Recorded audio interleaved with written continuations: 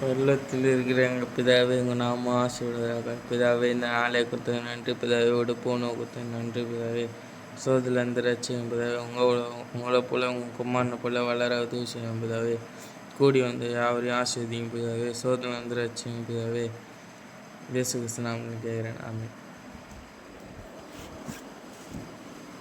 சரி, நம்ம நேற்று தினத்தில் நம்ம என்ன பார்த்தோம்?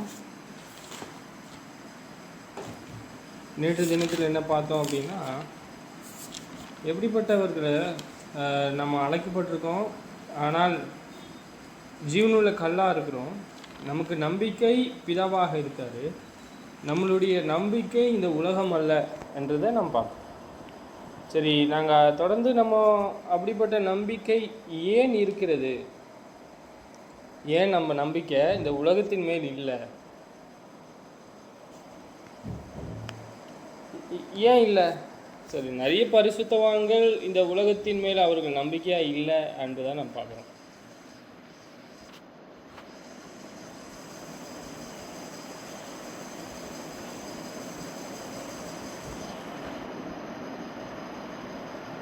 ஒன்று பேதுரு 2:4-7 இதுதான் நம்ம பாடம்.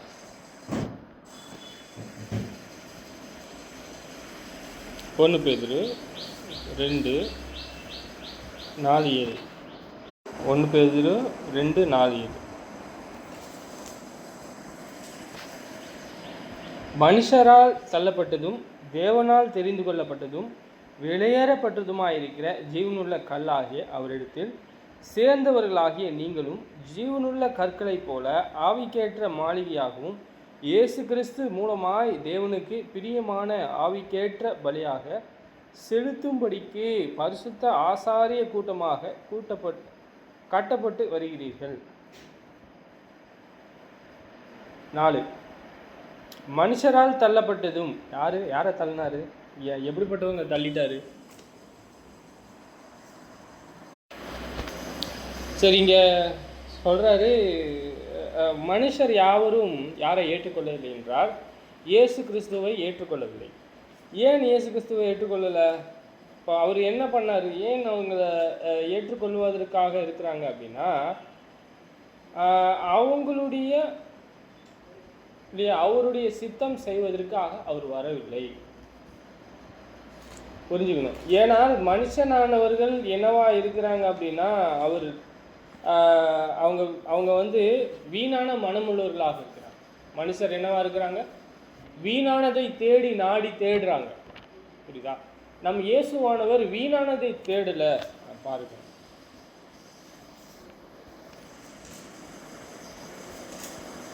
அவர் எதை செய்ய தேடினாரு?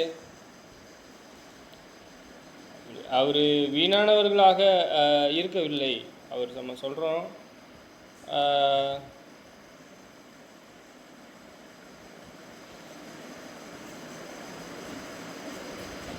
சரி, அப்படிப்பட்ட மனுஷர்கள் எப்படிப்பட்டவங்க அப்படின்னு சொல்கிறார். உதாரணத்திற்கு பரிசேயர்கள், சதிசேயர்கள். மத்தேயு 15:9 சொல்கிறாரு, மனுஷனுடைய கற்பனைகளை உபதேசங்களாக போதித்து வீணாய் எனக்கு ஆராதனை செய்கிறார்கள் என்று ஏசாயா தீர்க்கதரிசி நன்றாய் சொல்லியிருக்கிறானே என்றார். ஏசாயா 29:13 சொல்கிறார், இந்த ஜனங்கள் தங்கள் வாயினாலே என்னிடத்தில் சேர்ந்து தங்கள் உதடுகளிலே என்னை கனம் பண்ணுகிறார்கள். அவர்கள் இருதயமோ எனக்கு தூரமாய் விலகியிருக்கிறது. அவர்கள் என்னை பயப்படுகிற பயம் மனுஷரால் போதிக்கப்பட்ட கற்பனையாக இருக்கிறது. நம்ம என்ன பார்க்குறோம் அப்படின்னா, இயேசுவை அவர்கள் விரும்பவில்லை. அந்த ஜீவனுள்ளவராக இருக்கிற இயேசுவை ஏற்றுக்கொள்ளவில்லை. ஏன் சொல்கிறாரு பாருங்க, இந்த ஜனங்கள் தங்கள் வாயினாலே என்னிடத்து சேர்ந்து. புரியுது? பழைய ஏற்பாட்டிலையும் சரி, புதிய ஏற்பாட்டில் இருக்கக்கூடிய அதே சந்ததியிலிருந்து வந்த மனுஷங்க தான் இருக்கிறாங்க. புரியுதுங்களா? இது யாருன்னா, அவங்களுடைய சொந்த ஜனங்களுக்கு எப்படிப்பட்டவங்களாக இருந்திருக்காங்க. பரிசேயர்களுடைய கிரியைகளை குறித்து அவர் பேசிகிட்டு இருக்கார் மத்தேயு புஸ்தகத்தில். ஆனால் இங்கே ஏசாயா சொல்லும் பொழுது இஸ்ரவேலுடைய அந்த பரிசேயர்களுடைய சந்ததியாக இருக்கிறாங்க. இவங்களுடைய பிதாக்கள் எப்படி இருந்தாங்க பாருங்கள். இந்த ஜனங்கள் ஏசாயா புஸ்தகம் 29:1 29:13.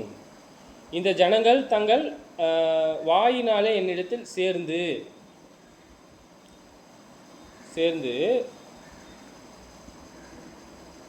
தங்கள் உதடுகளின் என்னை கனம் பண்ணுகிறார்கள். உதட்டில் பேசுறது என்னங்க இருக்கு? உதட்டில் தேவனை சேருவதனால என்ன இருக்கு? நீங்கள் தேவனை மகிமைப்படுத்தார் நீங்கள் சொல்கிறீங்களே, அதனால என்ன இருக்கு? அதனால ஒன்றுமே இல்லைன்னு தேவனே சொல்கிறாரு. தேவனுக்கு பிரியமான காரியம் என்ன?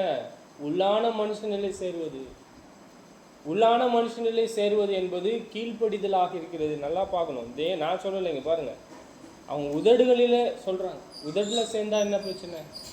சேர்ந்தாரு நல்லது தானே. அவர்கள் இருதயம் எனக்கு தூரமாக இருக்கிறது. ஏன்? இருதயம் அவர்கிட்ட கிடையாது, அவரை சிருஷ்டித்த தேவனிட்ட கிடையாது. தேவனிடத்தில் அன்பு கூறுகிறதுக்கு இல்லை சொல்கிறார். எனக்கு பயப்படுகிற பயம் மனுஷராலே போதிக்கப்பட்ட கற்பனைகளாக இருக்கிறது. எனக்கு பயப்படுகிற பயம் இருக்கா? அவங்களுக்கு பயப்படக்கூடிய பயம், தேவனுக்கு மேலே பயப்படக்கூடிய பயம் இருக்கா? மனுஷராலே போதிக்கப்பட்ட கற்பனையாக இருக்கிறது.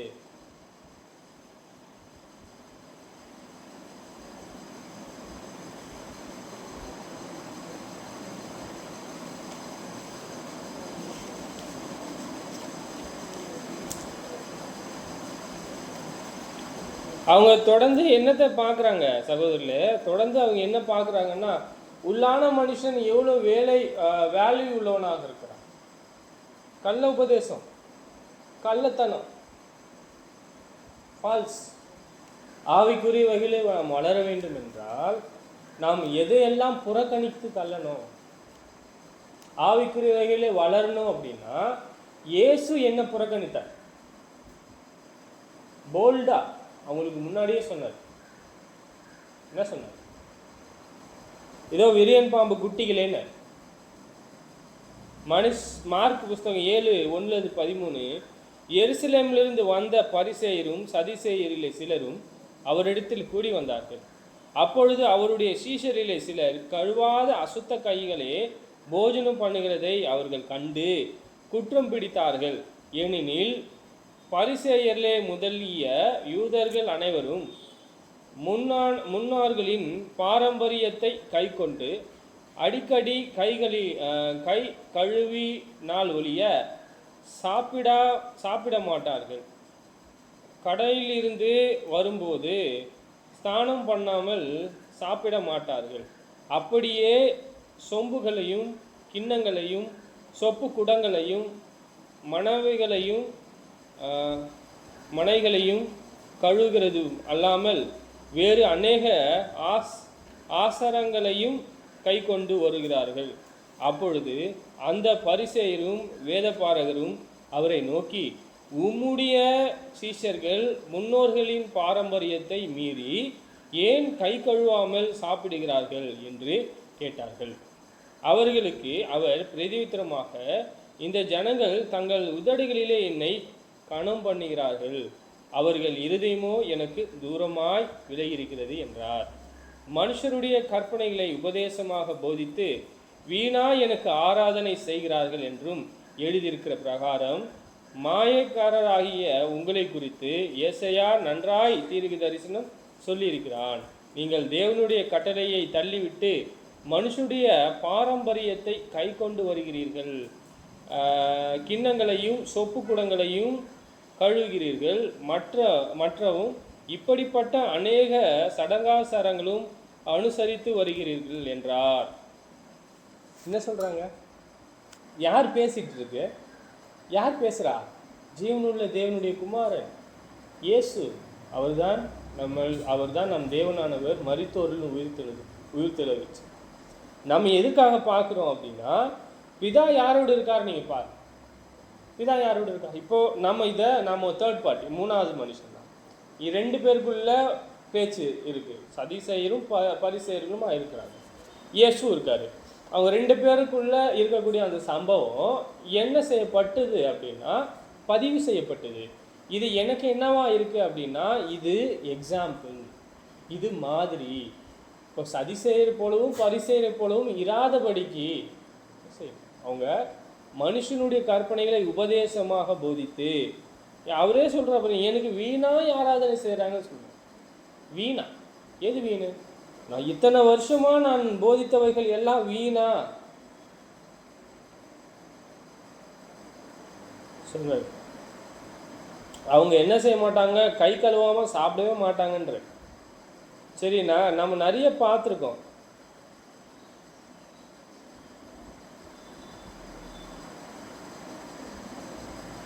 அவங்க என்ன சொல்றாரு 9 பாருங்களா, பின்னும் அவர் அவர்களே நோக்கி, நீங்கள் உங்கள் பாரம்பரியத்தை கை கொண்டபடிக்கு தேவனுடைய கட்டளைகளை வீணாய் வியாத்தமாக்கி நன்றாயிருக்கிறது. எப்படி எனில், உன் தகப்பனையும் உன் தாயையும் கனம் பண்ணுவாயாக என்று தகப்பனையாவது தாயையாவது நிந்திக்கிறவன் கொல்லப்பட வேண்டும் என்று மோசே சொல்லியிருக்கிறாரே. நீங்கள் ஒருவன் தன் தகப்பனையாவது தாயையாவது நோக்கி, உனக்கு நான் செய்யத்தக்க உதவி எது உண்டோ அதை கற்பனை என்றும் காணிக்கையாக, பொற்பான் என்றும் காணிக்கையாக கொடுக்கிறேன் என்று சொல்லிவிட்டால் அவனுடைய கடமை தீர்ந்தது என்று சொல்லி. என்ன சொல்கிறாங்க பாருங்க, தேவனுடைய கற்பனைகளை எல்லாம் விட்டு விட்டு வீணாய் அவருக்கு ஆராதனை செய்கிறாங்களா. நீங்கள் சொல்கிறாரு, பொற்பானும் என்னும் காணிக்கை அவங்களுக்கு கொடுத்துட்டா அவங்க என்ன செய்ய போகிறாங்க? தகப்பனையும் தாயையும் கனம் செய்யணும். கனம் செய்யணும்னா என்ன செய்யணும்? தொடர்ந்து நம்ம கீழ்ப்படியக்கூடிய பிள்ளைகளாக இருப்போம். இருந்தாலும் அவங்களுக்கு நம்ம என்ன செய்ய வேண்டியது இருக்குது?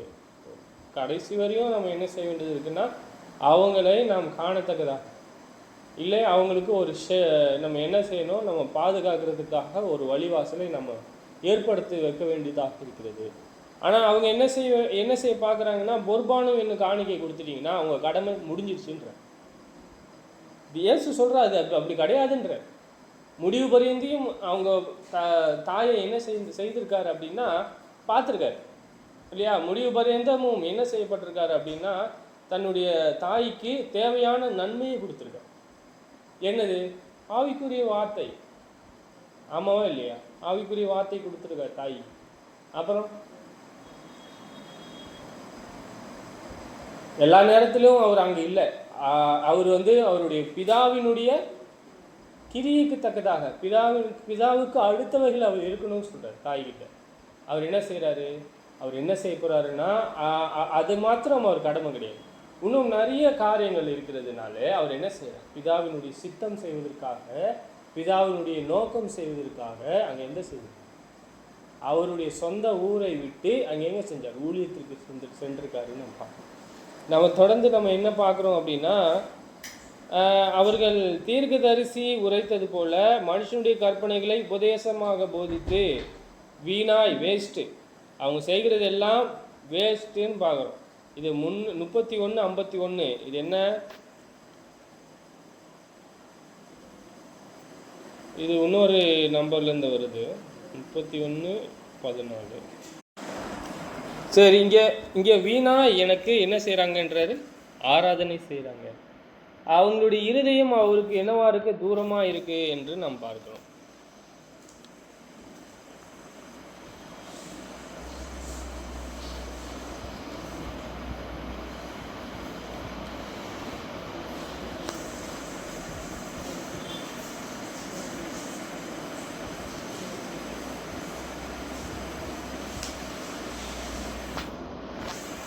சரி, தொடர்ந்து நம்ம காண்கிற காரியம் அப்போஸ்தலர் 4:23.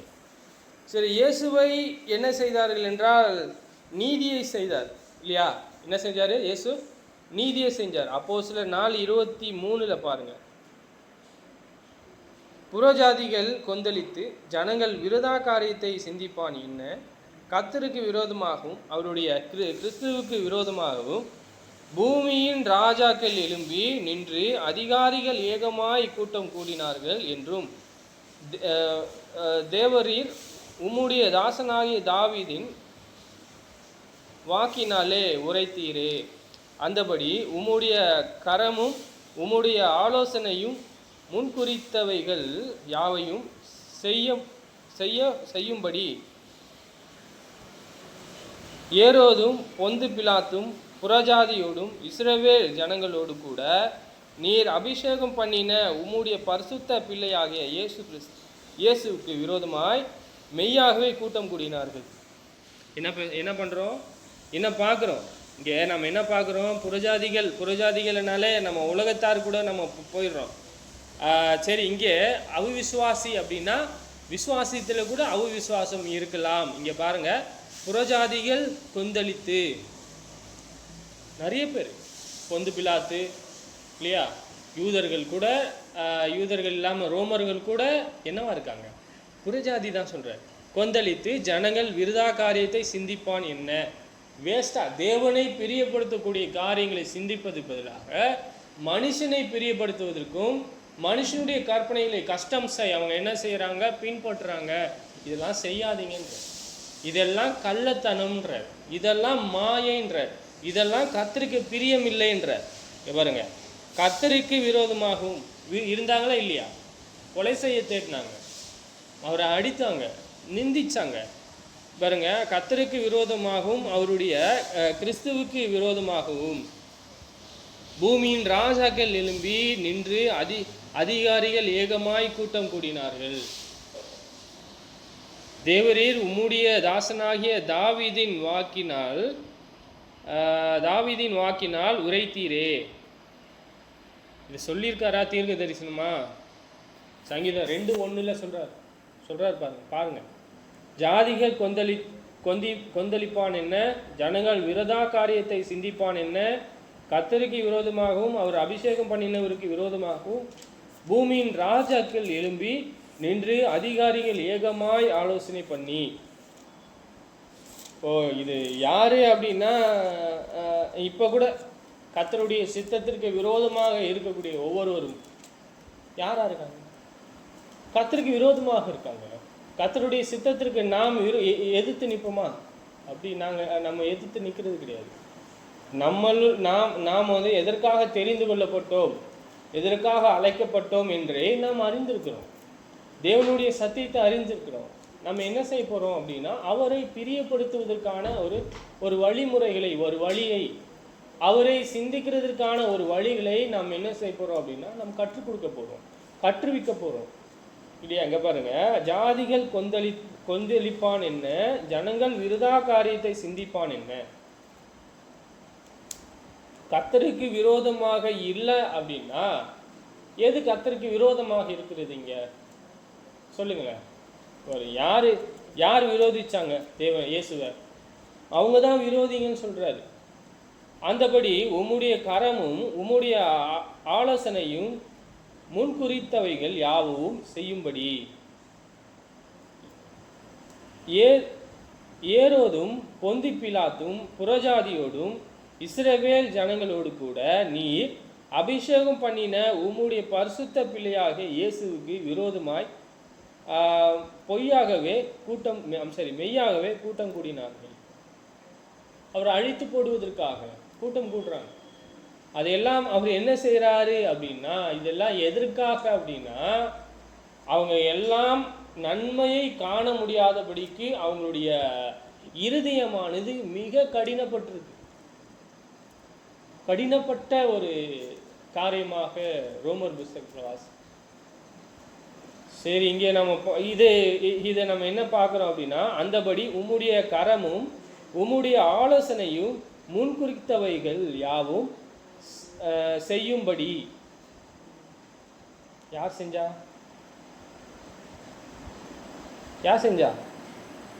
செய்ய முடிப்பதற்கான ஒரு காரணம் யாரு அப்படின்னா பிதாவானவர். சரி, அந்தபடி உம்முடைய கரமும் உம்முடைய ஆலோசனையும் முன்குறித்தவைகள் யாவும் செய்ய முடிஞ்சுதா? ஆமா, செய்ய முடிஞ்சது. இயேசுவால அவர் கற்பனைகளை எல்லாவற்றையும் கை கொண்டு அவருக்கு மாம்சத்துக்கு விரோதமாக வந்த எந்த சிந்தையும் அவர் என்ன செஞ்சார்? நிர்மூலமாகும். அவர் ஒரு சிந்தையில கூட பிதாவுக்கு விரோதமாக இல்லை. ஆனால் என்ன செய்யப்பட்டாங்க அப்படின்னா, எல்லாராலும் அவர் புறக்கணிக்கப்பட்டார். இதைதான் நம்ம பார்த்துட்டு இருக்கோம். ஏன் புறக்கணிக்கப்பட்டார்?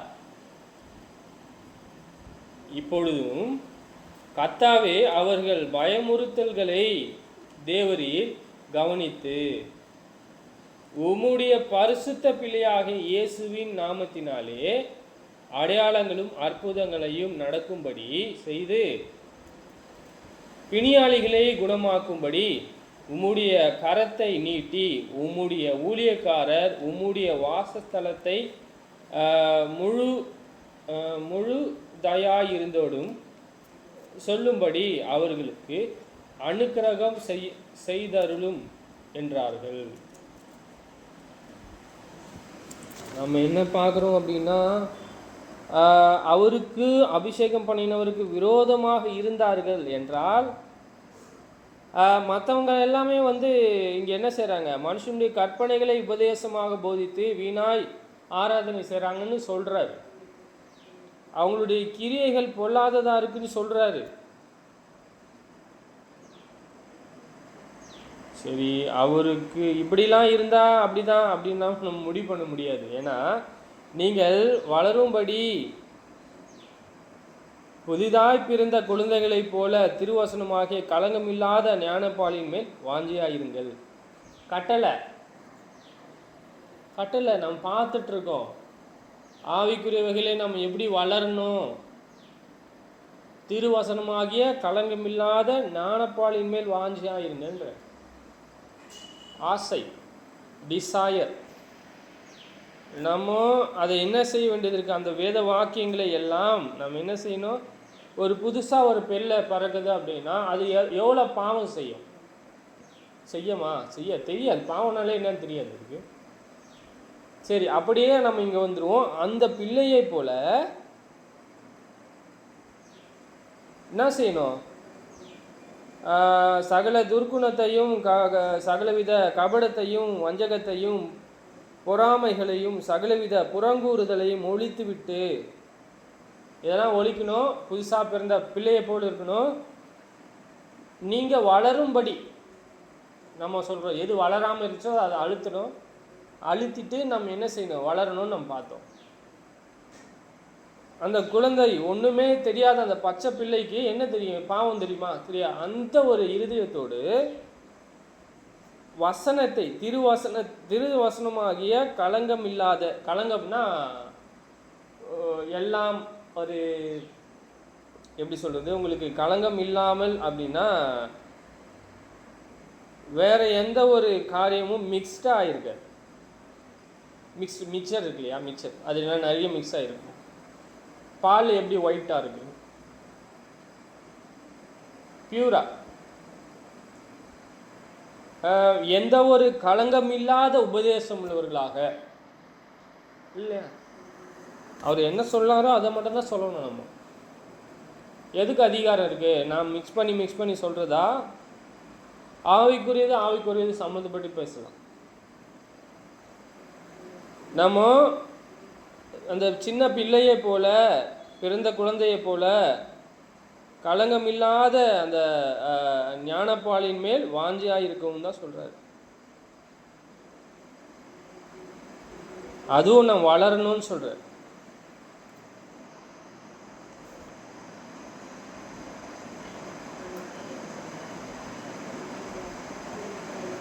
சரி, நமக்கு புரிஞ்சிருக்கோம். இங்கே யாரை இங்கே தள்ளிட்டாங்க, இங்கே தேவனால் தெரிந்து கொள்ளப்பட்டது, ஆனால் மனுஷனால் புறக்கணிக்கப்பட்டது. அதில் என்ன இருக்குது நான் பார்த்தோம்? ஜீவன். அதுதான் மனுஷனுக்கு ஒளி, ஜீவன், லைஃப். என்னவா இருக்கு? அதுதாங்க ஒளி. அது அந்த ஜீவ ஒளியில் நடப்பதற்காகத்தான் நாம் என்ன செய்யப்பட்டிருக்கோம்?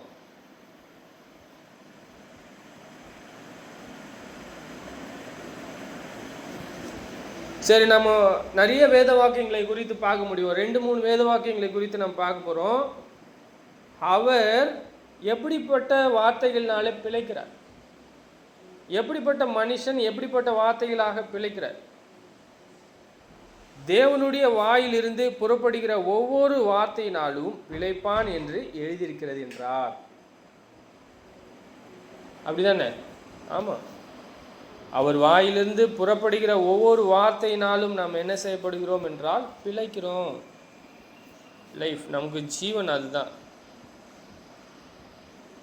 இன்னும் கொஞ்ச காலத்திலே உலகம் என்னை காணாது, நீங்களோ என்னை காண்பீர்கள். நான் பிழைக்கிறபடியால் நீங்களும் பிழைப்பீர்கள். நான் பிதாவிலும் நீங்கள் என்னிலும் நான் உங்களிலும் இருக்கிறதே அந்நாளிலே நீங்கள் அறிவீர்கள்.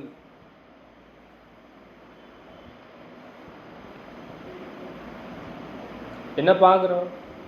பிழைக்கிறோம். எப்படி சொல்ற? அவர் சொன்னபடி நாம் செய்யணும் இல்லையா? எவ்வளவு அன்பு என்னிடத்தில் இருக்கிறது, எவ்வளவு இரக்கம் என்னிடத்தில் இருக்கிறது, எவ்வளவு சுபாவங்கள் என்னிடத்தில் இருக்கிறது, எவ்வளோ நற்குணம் என்னிடத்தில் இருக்கிறது, எவ்வளோ திவ்ய நன்மைகள் என்னிடத்தில் இருக்கிறது, கற்பனைகள் எவ்வளோ செய்கிறேன் நான். தேவன் என்னை எப்படி பார்க்கிறாரு? என் கற்பனைகளை பெற்றுக்கொண்டு அவைகளை கை கொள்ளுகிறவன் எவைகளோ என்னிடத்தில் அன்பாயிருக்கிறான். என்னிடத்திலே அன்பாயிருக்கிறவன் என் பிதாவுக்கு அன்பாயிருப்பான். நானும் அவனில் அன்பாயிருந்து அவனுக்கு என்னை வெளிப்படுத்துவேன் என்றார்.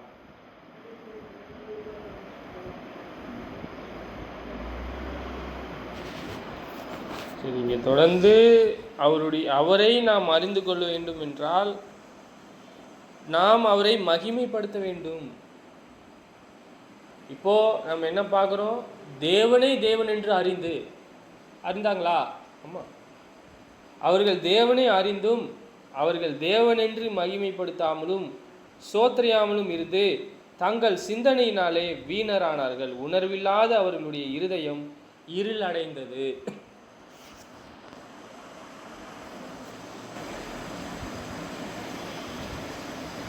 சரி, நம்ம இங்கே என்ன பார்க்குறோம் அப்படின்னா, நிறைய மக்கள் என்னவாக இருக்கிறாங்கன்னா, தேவனுடைய கற்பனைகளை எல்லாம் அவங்க கை கொள்கிறது கிடையாது.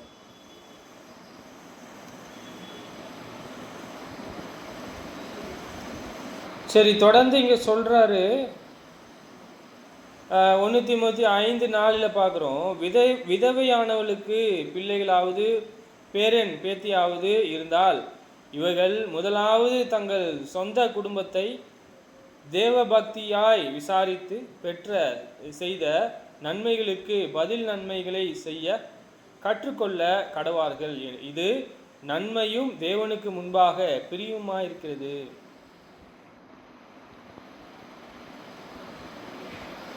பாருங்க, யாரு? விதவைக்கு பிள்ளையாவது பேரன் பேத்தியாவது இருந்தால் இவைகள் முதலாவது தங்கள் சொந்த குடும்பத்தை தேவபக்தியாய் விசாரித்து செய்த நன்மைக்கு பதில் நன்மை செய்ய கற்றுக்கொள்ள கடவார்கள்.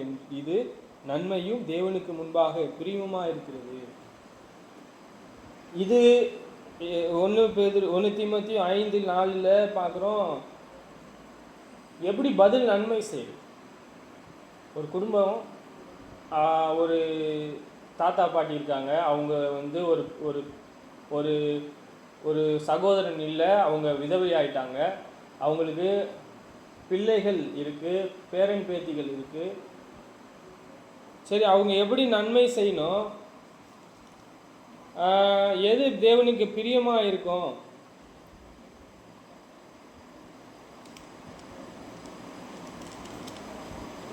தேவபக்தியாய் விசாரித்து பெற்றார் செய்த நன்மைக்கு பதில் நன்மை செய்ய கற்றுக்கொள்ள கடவார்கள். இது கற்றுக்கொள்வதற்கான ஒரு வழி இருந்தால் இதெல்லாம் என்ன அப்படின்னு நமக்கு ஒரு அர்த்தம் கொடுக்கலையே அப்படின்னு நினைக்கக்கூடாது.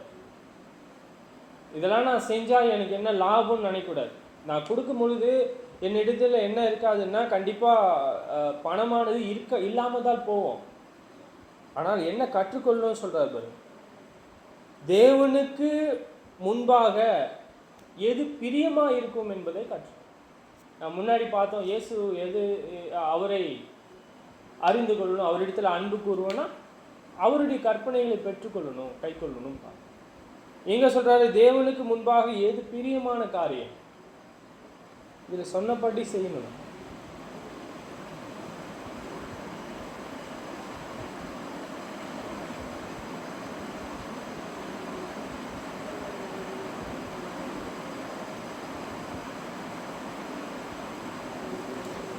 இங்கே சிலர் இருக்கிறாங்க, சில வகையான வேற மக்கள் இருக்காங்க. 5ல் உத்தம விதவையாயிருந்து தனிமையாய் இருக்கிறவள் தேவனிடத்திலே நம்பிக்கையுள்ளவளா இரவும் பகலும் வேண்டுதல் உள்ளவர்களையும் ஜபங்களிலும் நினைத்திருப்பாள். சுபாவமாய் வாழ்கிறவள் உயிரோடே செத்தவள். சுபாவம் அப்படின்னா நம்ம எப்படி உண்டாக்கப்பட்டோமோ மனம் இருதயம் ஆத்துமா அது மட்டும் இருந்தா போதும். அப்படி இல்லை, மாம்ச இருதயத்தோடு இல்லை, மாம்ச மனதோடு இல்லை, நாம் அவரை பிரியப்படுத்துவதற்கு ஏற்றவாறு வாழும். எது வாழ்றது, எது பிரியப்படுத்தும்? நம்ம பார்த்தோம், கற்பனைகளை கைக்கொள்வது.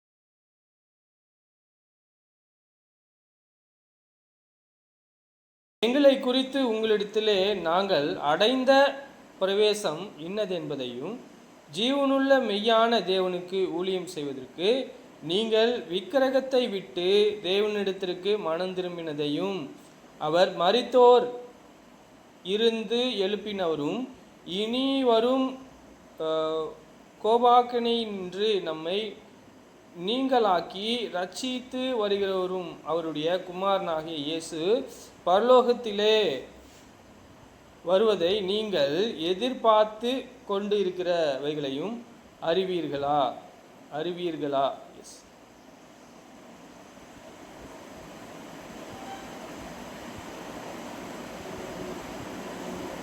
சொல்றாரு, ஏனெனில் அவர்கள் தாமே எங்களை குறித்து உங்களிடத்தில் நாங்கள் அடைந்த பிரவேசம்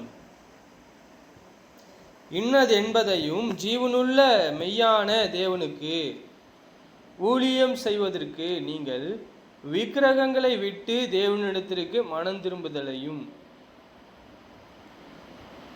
அவங்க எப்படிலேருந்து திரும்பிட்டாங்க?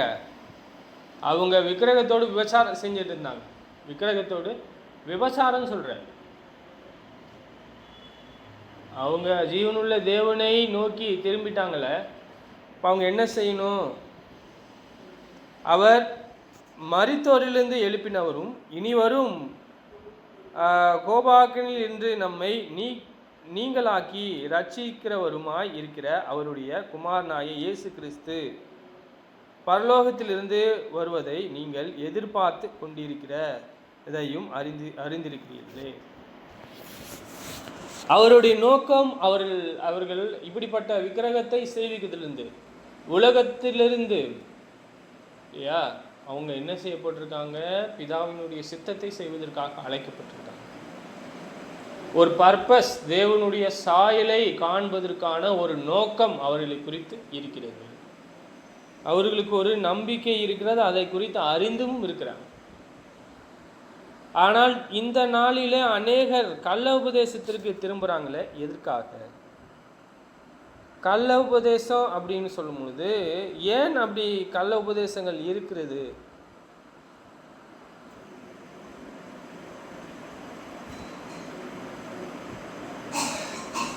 ஏன் அப்படி இருக்கு அப்படின்னா, அவங்க பாடுபடுவதற்கு மனம் இல்லை. நீங்கள் ஒத்துக்குனீங்கன்னு வச்சுங்களேன், தேவனுடைய வார்த்தையை ஒத்துக்குனீங்கன்னு வச்சுங்களேன், நீங்கள் பாடுபடுவீங்க. கொஞ்சம் நஞ்ச பாடு இல்லை, நிறைய பாடு. 2 தீமோத்தேயு 3:12 அன்றியும் கிறிஸ்து இயேசுவுக்குள் தேவபக்தியாய் நடக்கிற மனதாய் இருக்கிற யாவரும் துன்பப்படுவார்கள்.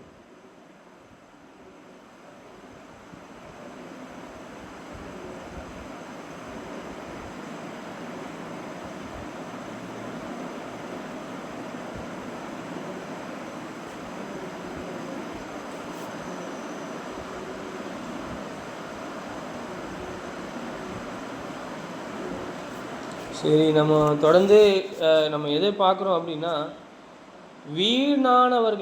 வீணான காரியங்களை நாம் தேவனுக்கு முன்பாக இருந்து நாம் விளக்க வேண்டியது இருக்கிறது.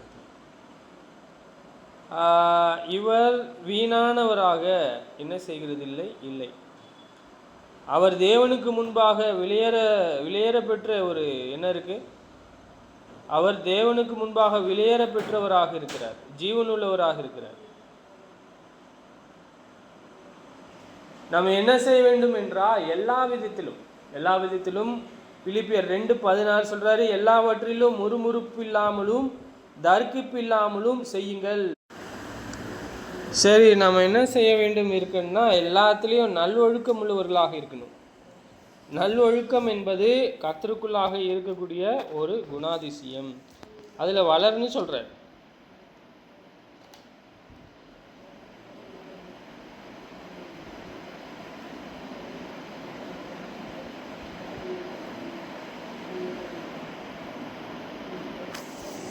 இங்கே நம்ம என்ன பார்க்குறோன்னா, யாக்கோபு 1:25 நம்மளுடைய நாவை அடக்க ஒருவனாலும் கூடாதுன்ற அடக்கணும். ஆனால் உங்களில் ஒருவன் தன் நாவை அடக்காமல் தன் இருதயத்தை வஞ்சித்து தன்னை தேவ பக்தி உள்ளவன் எண்ணினால் அவனுடைய தேவ பக்தி வீணாயிருக்கும். நம்ம மீண்டும் என்ன பார்க்குறோம் அப்படின்னா, தேவனுக்கு எது பிரியமோ அதை நாம் செய்ய விரும்புகிறோம். அநேக கள்ள உபதேசங்கள் என்னவா இருக்கு அப்படின்னா, அதை செய்யாதபடிக்கு தடை செய்யும். நாம் என்ன செய்ய போறோம்? தேவனை பிரியப்படுத்தக்கூடிய காரியம் என்ன தேடணும். எது நன்மையா தீமையா? தேவனுக்கு பிரியமானது என்ன? அன்பிலே வளர்வதா, நல்லொழுக்கம் உள்ளவதா இருப்பதா? இங்க என்ன நாம் பார்க்குறோம்? உங்களில் ஒருவன் தன் நாவை அடக்காமல் தன் இருதயத்தை வஞ்சித்து, வஞ்சனைனா கொஞ்சம் பொய் கொஞ்சம் உண்மை. தன் நாவை அடக்காம என்ன செய்யறாங்க அப்படின்னா, பொய்க்கு செவி கொடுக்குறாங்க. தன்னை தேவ பக்தி உள்ளவன் என்று எண்ணினால் அவனுடைய தேவ பக்தி வீணாயிருக்கும். சரி, நம்மளுடைய பாடத்தின் திட்டம் என்னது அப்படின்னு பார்த்தீங்கன்னா, ஆவிக்குரிய குணாதிசயம் ஒவ்வொன்றாக நாம் என்ன செய்ய போகிறோம் என்றால் காணப்போகிறோம். ஆவிக்குரிய குணாதிசயம், ஆவிக்குரிய வளர்ச்சி. அந்த குணாதிசையில் அடைவது தான் ஆவிக்குரிய வளர்ச்சியாக இருக்கு. புரியுதா? சரி, இங்கே நம்ம என்ன செய்கிறோம்? நம் நாவை அடப்பது யோக்கியமா இல்லையா? அவருக்கு பிரியமா இருக்குமா இல்லையா? அவர் கட்டளை, அது கற்பனை. இது குறித்து என்ன நினைக்கிறாங்க தெரியல. அநேகர் அது இருதயமானது வியாதி உள்ளதாக இருக்கிறது காண்றோம். நம்ம தொடர்ந்து நம்ம என்ன செய்ய வேண்டும்?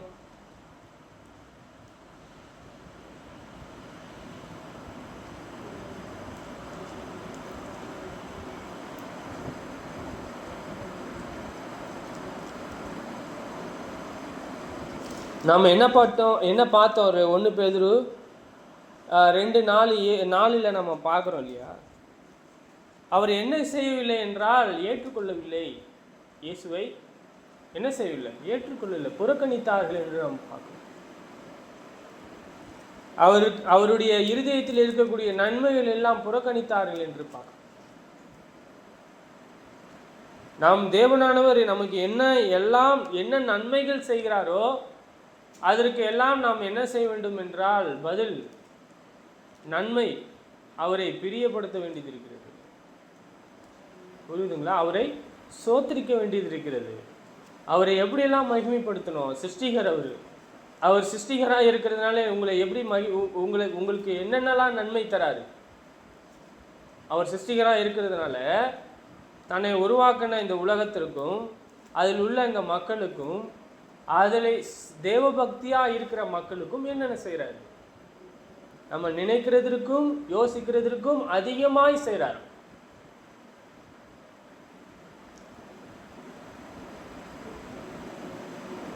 நாம் என்ன செய்யணும்? இப்போ நம்ம பார்த்து வந்த ஒவ்வொரு காரியமும் அவங்க செய்த காரியங்கள் உங்களிடத்தில் இருந்தால் நாம் என்ன செய்வோம்? 1 பேதுரு 1:17-18 சொல்றாரு, உங்கள் முன்னோர்களின் பாரம்பரியமாய் நீங்கள் அனுசரித்து வந்த வீணான நடக்கையில் என்று அழிவுள்ள வஸ்துக்களாகிய வெள்ளினாலும் பொன்னினாலும் மீட்கப்படாமல். எதனால நம்ம மீட்கப்பட்டிருக்கோம்னு சொல்றாரு? இப்போ மீட்கப்பட்ட நாமோ குற்றமற்ற மாசற்ற ஆட்டுக்குட்டியாகிய கிறிஸ்துவின் வெளியேற பெற்ற இரத்தத்தினாலே மீட்கப்பட்டிருக்கிறோம் என்று அறிந்திருக்கிறீர்களா? சரி, இப்போ இதை நம்ம கற்றுக்கிட்டாச்சு. 1 பேதுரு புஸ்தகத்தில் நீங்கள் காணும்போது 2:4-7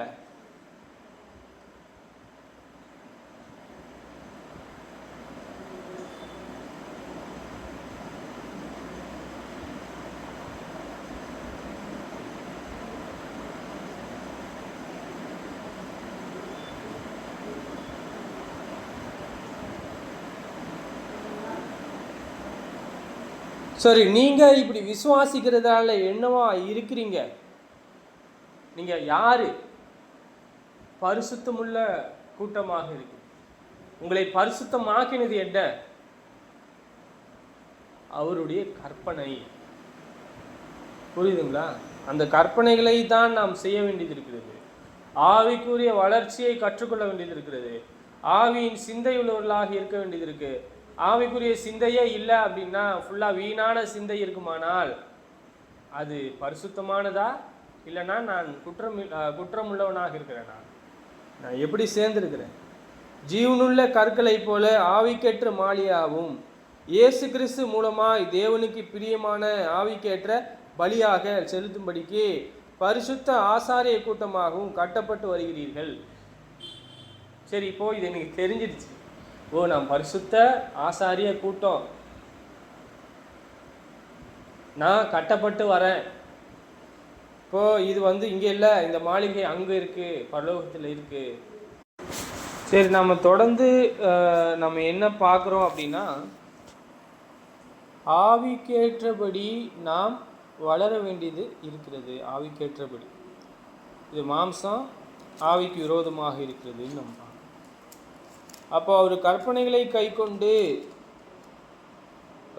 நாம் தேவனானவர் ஏற்றுக்கொள்ளக்கூடிய வீணான நடக்கை இல்லாத இயேசு இருந்ததை போல நாமும் இருக்க வேண்டியது இருக்குது. நாம் யாராக இருக்கிறோம்? ஆசாரிய கூட்டம். அப்போ நமக்கு வேலை இல்லையா? தேவனுக்கு ஒரு தேவனை சேவிக்கிறதுக்கான ஒரு ஊழியம் நம்மளிடத்தில் இல்லையா? இருக்குது. தேவனை பிரியப்படுத்த வேண்டியிருக்கு. நாம் பரிசுத்தமுள்ளவர்களாக இருக்கிறோம். சரிங்களா? நம் தேவனுக்கு முன்பாக பிரியமானவர்களாக இருக்கணும். தேவனுக்கு என்று பிரித்தெடுக்கப்பட்டவர்களாக இருக்கணும்னு நம்ம பார்க்கணும். நம்ம தேவனை எப்படியெல்லாம் பிரியப்படுத்தலாம், அவருடைய எப்படி சித்தத்தை செய்யலாம், அறிந்து கொள்ளலாம், எப்படி வீணாய் அவருக்கு ஆராதனை செய்யாமல் இருக்கலாம், எப்படி அவருடைய ஆவிக்குரிய நன்மைகளை நாம் பெற்றுக்கொள்ளலாம், நாம் பார்க்க போகிறோம். தொடர்ந்து ஆவிக்குரிய வளர்ச்சியில் தான் நாம் தொடர்ந்து இருக்க போகிறோம். நாம் எப்படியாக தெரிந்து கொள்ளப்பட்டோம், எதற்காக அழைக்கப்பட்டோம், யாராக இருக்கிறோம், எப்படியெல்லாம் நாம் அவரை பிரியப்படுத்த வேண்டும், நாம் பரிசுத்தமுள்ளவர்களாக எப்படி ஆவது, பரிசுத்தமுள்ளவர்களாக எப்படியெல்லாம் நாம் நடக்க வேண்டும், இயேசு காண்பித்திருக்கிறார். எல்லா நன்மையும் நாம் வளரும்படி இயேசு அவருடைய வார்த்தைகளை காண்பித்திருக்கிறார். அதை தான் நாம் செய்யணுமே தவிர மனுஷனுடைய உபதேசத்தை கற்பனையாய் போதிக்கிற அப்படிப்பட்ட கள்ள உபதேசத்திற்கு விலகி மாயத்திற்கு நாம் விலகி நாம் தொடர்ந்து தேவனை எப்படியெல்லாம் பிரியப்படுத்தணுமோ அதை செய்ய வேண்டியது இருக்கு. நானும் செய்யணும், நீங்களும் செய்யணும், ஒவ்வொரு சீஷனும் ஒவ்வொரு சீஷியும் செய்ய வேண்டியது இருக்கு. நாம் ஜெபம் செய்வோம். பரலோகத்தில் வாசமாயிருக்கின்ற எங்கள் பிதாவே, இரக்கமுள்ள தேவனே, உங்களை துதிக்கின்றோம், ஸ்தோத்திரிக்கின்றோம். பிதாவாகி தேவனே, உங்களைப் போல ஒரு தேவன் இல்லை, உங்களைப் போல ஒருவர் இல்லை என்பதை நாங்கள் வாசிக்கின்றோம். பிதாவாகி ராஜாவே, நீங்கள் எங்களுக்கு கொடுத்த யாவற்றுக்காக நன்றி செலுத்துகின்றோம். பிதாவே, நீங்கள் எங்களுக்காக எவ்வளோ நன்மைகள் செய்கிறீர். உங்களுக்கு நன்றி உள்ளவர்களாக இருப்பதற்கு தாவீதை போல நாங்களும் அதிகமாக உங்களை பிரியப்படுத்த புகழ்வதற்கு உதவி செய்வீராக. எங்களுக்கு வரக்கூடிய இன்னலையும் துன்பத்திலிருந்து எங்களை மீட்டு எங்களை பாதுகாத்து இதோ எங்களுக்கு தேவையான நன்மைகளை செய்து பிதாவே, எங்களை இடறி விழாதபடிக்கு எங்களை பாதுகாக்கிற எங்கள் தேவனே, உங்களை எப்பொழுதுமே உங்களை மகத்துவத்தை நாங்கள் பிரியப்படுத்த துதிக்கிறதற்கு உதவி செய்யும்படியாக உதவி செய்கின்றோம். இந்த நாளையும் இந்த வேலையும் எங்களுக்கு கொடுத்தவைகளுக்காக நன்றி. தொடர்ந்து நாங்கள் பிதாவே உங்களுடைய பரிசுத்த நாமத்தை நாங்கள் பிரியப்படுத்துவதற்காக உதவி செய்யும் பிதாவே. தொடர்ந்து உங்களை மகிமைப்படுத்த உதவி செய்யும் பிதாவே. நாங்களும் இதோ எங்களுக்கு தேவையான நன்மைகளை நாங்கள் எடுத்துக்கொள்ள, உங்கள் வேத வாக்கியங்களை போதிக்க, உங்களுடைய சித்தத்தை செய்ய எங்களுக்கு உதவி செய்யும்.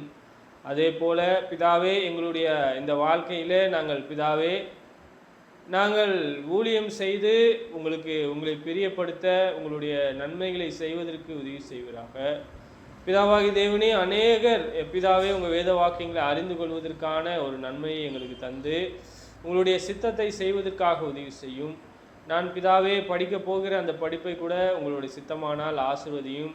உங்கள் தயவு ஒத்தாசையை கொடுத்து ஏற்ற காலத்திலே நாங்கள் பிதாவே நாங்கள் திட்டமிட்டபடி நாங்கள் செய்வதற்காக உங்களுக்கு பிரியமாக இருக்கும் என்பதை நாங்கள் அறிந்து பிதாவே நாங்கள் எங்கிருந்தாலும் உங்களை மகிமைப்படுத்துவோம் என்கிற அந்த வார்த்தைகளை நாங்கள் எப்பொழுதுமே நாங்கள் பிதாவே எங்கள் இருதயத்தில் வைத்து நாங்கள் எப்பொழுதுமே உங்களை பிரியப்படுத்தக்கூடிய பிள்ளைகளாக இருப்போம். பிதாவே, உங்களைப் போல் ஒரு தேவன் இல்லை. பிதாவே, உங்களுடைய சித்தத்தை நாங்கள் அறிந்து கொள்ள அதை நாங்கள் செய்வதற்கு பிதாவாகிய தேவனே, நாங்கள் எதற்காக அழைக்கப்பட்டோமோ, எதற்காக தெரிந்து கொள்ளப்பட்டோமோ அதை செய்வதற்காக உதவி செய்வீராக. பிதாவாகிய தேவனே, தொடர்ந்து ஆவியின் சிந்தை உள்ளவர்களாக இருந்து ஆவிக்குரிய நன்மைகளை பெற்றுக்கொள்ள உதவி செய்வீராக. பிதாவே, ஆவிக்குரிய நன்மைகளை தான் நாங்கள் பிதாவே நாங்கள் மேன்மையாக எண்ணுகிறோம். உங்களைப் போல ஒரு தேவன் இல்லை, உங்களைப் போல ஒரு பரிசுத்தர் இல்லை என்பதாக அறிந்திருக்கிறோம். பிதாவே, பழைய ஏற்பாட்டு பிரமாணத்திலே எவ்வளவு அதிகமான நன்மைகளை கொடுத்திருந்தும் அவர்கள் மனசாட்சியானது பூர்ணப்படவில்லை என்றும், பிதாவே குமாரனுக்கு கீழாக நாங்கள் புதிய ஞானத்திலே புதிய அறிவிலே இருக்கிறோம் என்றும், பிதாவே உங்களுடைய சித்தமானால் பிதாவே நாங்கள் எங்கே இருந்தாலும் உங்களை மகிமைப்படுத்தக்கூடியவர்களாக இருப்போம்.